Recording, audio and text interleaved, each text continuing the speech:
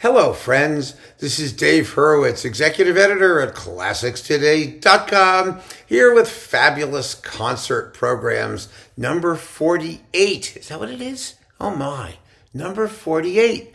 Our Arnold Bax Symphony Cycle continues, and there are 7 of them. We're up to number 3. Now, this is a program that is completely devoid of sophistication and thought. I mean, well, it's not devoid of thought. I put it together, didn't I? But what I mean is some of these programs have really sort of like clever conceptual underpinnings. This has none. These are 3 pieces that have absolutely nothing to do with each other in any way, shape, or form. And that's why I love them. They just happen to be 3 pieces of 20th century music that are entirely different, and they show the range of wonderfulness in 20th century music, I think, at least the first half of the 20th century, because that's what we're talking about here. Number 1, we begin with Copland, El Salón Mexico. I love El Salón Mexico. Da da da da da da da da dum dum boom. Oh, it's so much fun to play. You have to learn how to count to 8 to play El Salón Mexico, because it's written, well, I've done it, and believe you me, it's one of the hardest pieces you've ever played in your life. It's sort of like doing the sacrificial dance from the Rite of Spring, but for like 10 minutes.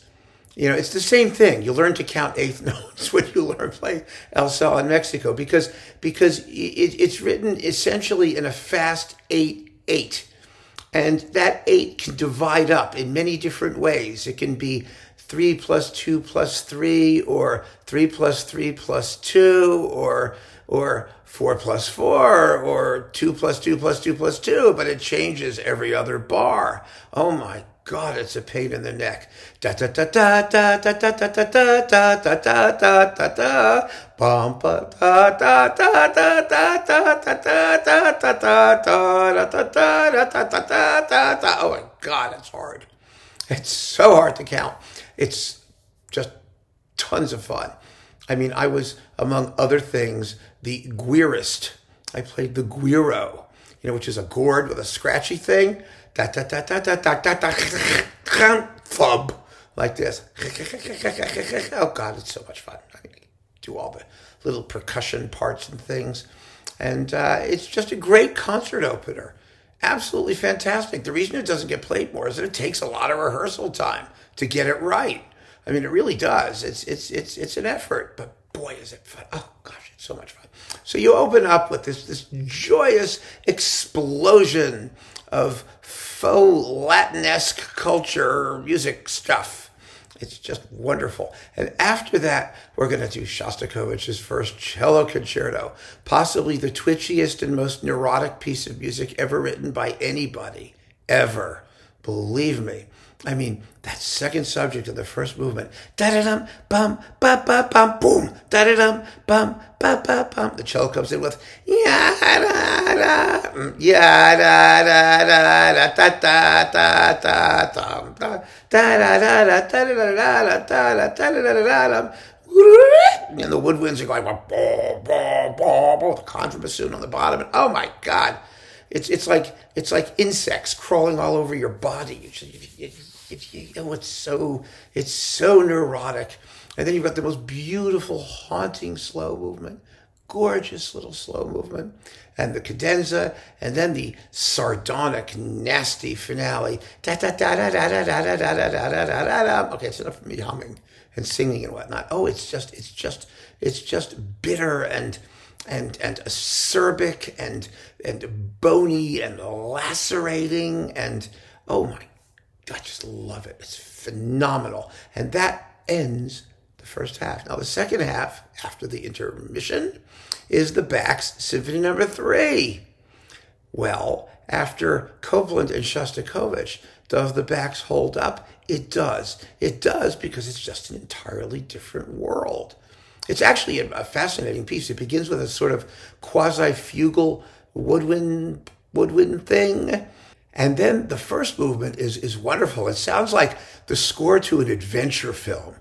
It's got a lot of music accompanied by pulsating horns, thump, thump, thump, thump, thump, thump, thump, thump, with wonderful tunes on top of it. It's very, very catchy.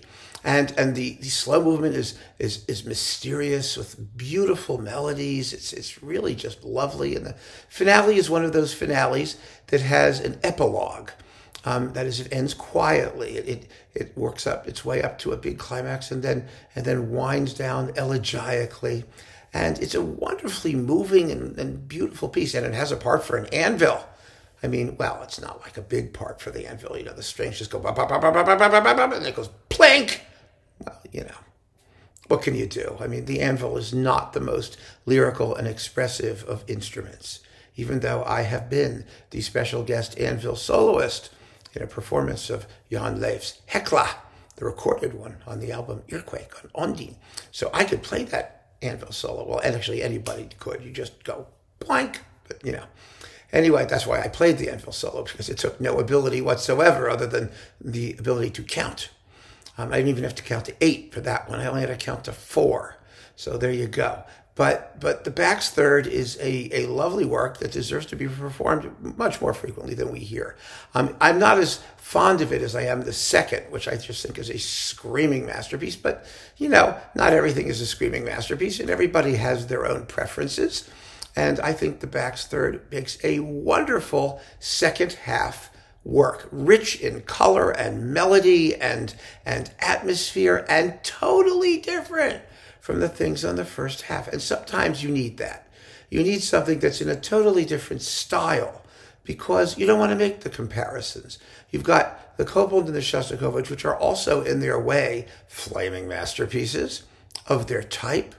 And so if you want Bax to take its place, the Bax to take its place besides other 20th century classics, I think sometimes it's best to do it in contrast to them, not because it's more of the same.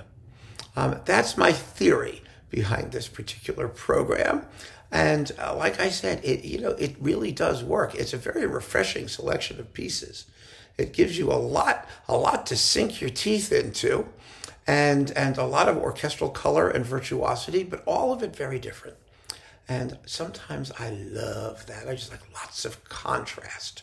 And that's what this program offers. So keep on listening, friends. Thank you so much for joining me. Take care.